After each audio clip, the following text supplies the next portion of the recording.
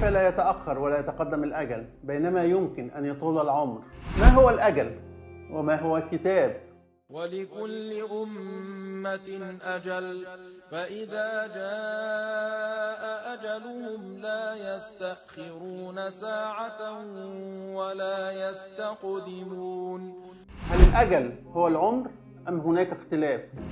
وهل العمر يمكن أن يقصر أو يطول؟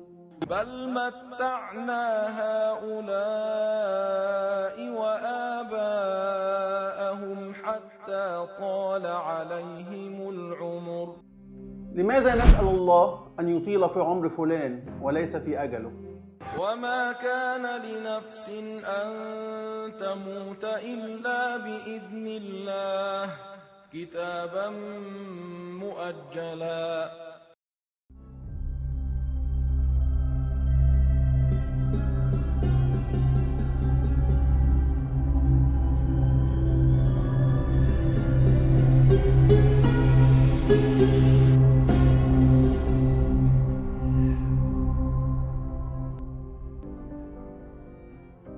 دايما بنتلخبط لما بنلاقي نفسنا بنقول كلام بيبان انه عكس بعضه. يعني مثلا لما نقول الاجل محدد ومستحيل يتغير، ومرة تانية نقول ان الذنوب والمعاصي والفواحش بتأثر العمر، او العكس ان الاعمال الطيبة بتطول العمر.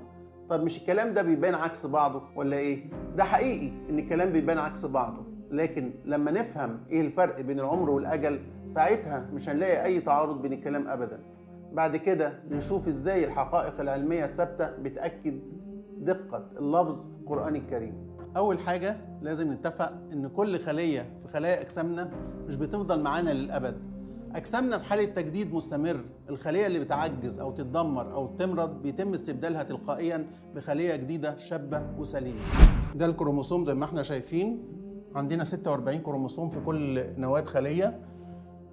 ده الجزء الأول والآخر من الكروموسوم في الناحيتين، ده اسمه التيلومير اللي بينظم انقسام الجينات. ده بنسميه الماسنجر RNA. ده جزء من فرع من الطرفين بتوع DNA.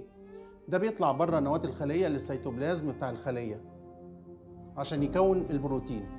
البروتين ده اللي هو بيكون الخلايا بتاعتنا وبيكون الخلايا الأعضاء بتاعتنا.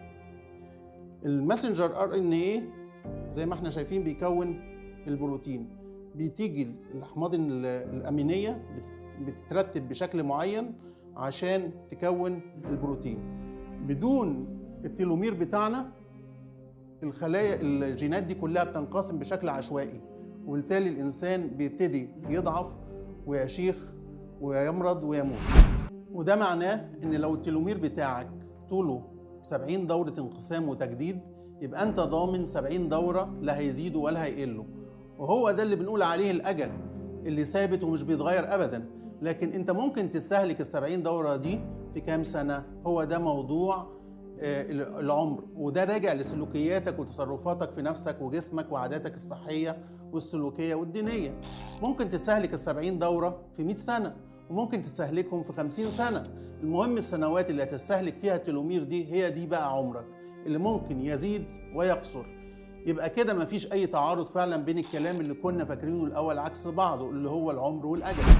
وكما قال تعالى: ثم قضى أجلا وأجل مسمى عنده.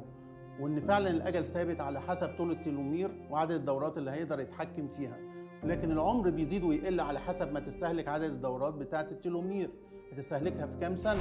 وفي الصحيحين عن ابن مسعود رضي الله عنه قال رسول الله صلى الله عليه وسلم: إن أحدكم يجمع خلقه في بطن أمه 40 يوما نطفة، ثم يكون علقة مثل ذلك، ثم يكون مضغة مثل ذلك، ثم يرسل إليه الملك فينفخ فيه الروح، ويؤمر ب4 كلمات: بكتب رزقه وأجله وعمله وشقي أو سعيد.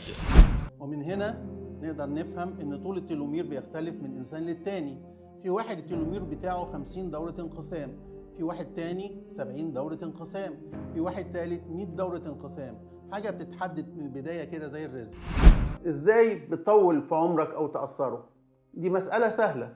لو مثلا شربت خمر أو سجاير أو مخدرات فده غير إنها من الذنوب والعياذ بالله، لكن حضرتك كده كمان بتدمر الخلايا بتاعتك وبتموتها، وهتحتاج عملية انقسام بشكل مستمر للجينات وتجديد للخلايا، وتخلي التيلومير بتاعك يقصر وهيستهلك أسرع من الطبيعي. يعني حضرتك بتنقص من عمرك باختصار.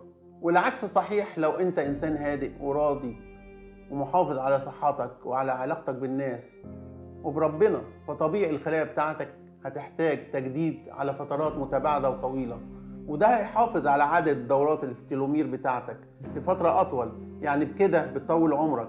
وهنا نفهم إن السلوكيات الدينية والأخلاقية والصحية بتقدر تغير من طول العمر، مش بتغير من الأجل، ومش بتديلك عدد دورات في التيلومير زيادة، ولا بتخصم منك دورات، لأن الدورات دي هي الأجل. وبالمناسبة الكتاب الذي لا يغادر صغيرة ولا كبيرة هو نفسه الشريط الوراثي اللي مطبوع عليه كل أعمالك وأفكارك وحتى مشاعرك الخفية.